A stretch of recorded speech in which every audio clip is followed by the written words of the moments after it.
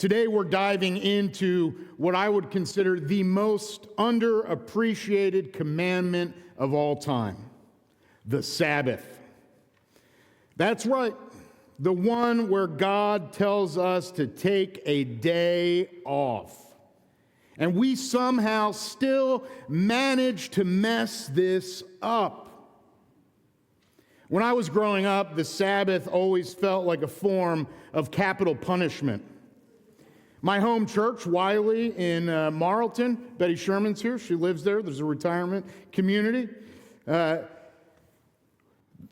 home church, Wiley, was on a property where a friend of mine also happened to live.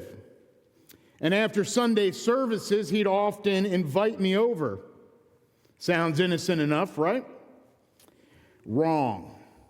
His grandfather, who lived right there on the premises as well, had a Sabbath rule book that made the Geneva Convention look like light reading. No movies, no swimming, nothing remotely fun. And here's the kicker. There was a pool right in his backyard. I'm talking about a shimmering, crystal clear temptation just sitting there taunting us.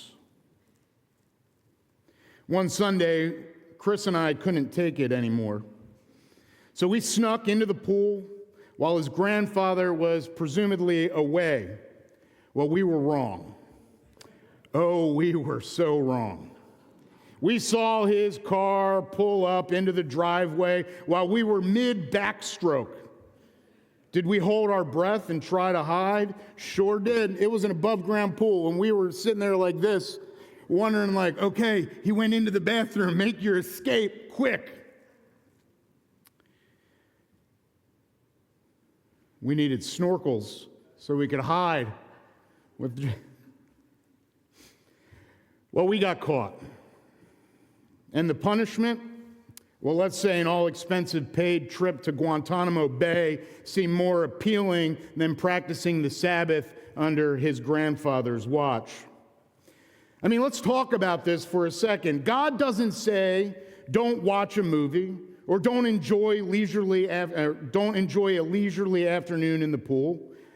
What God is commanding us to do is simply to rest, not build an ark, not wander around in the wilderness for 40 years, simply rest. And yet here we are today, like over-caffeinated squirrels grinding away, wondering why in the world we are so exhausted, why we experience burnout. So let's dig into this, because I think we're getting Sabbath all wrong. The Sabbath isn't supposed to be a prison sentence. It's supposed to be a gift of freedom. And trust me that when we embrace it the way that God intends, it's a whole new ball game in our lives.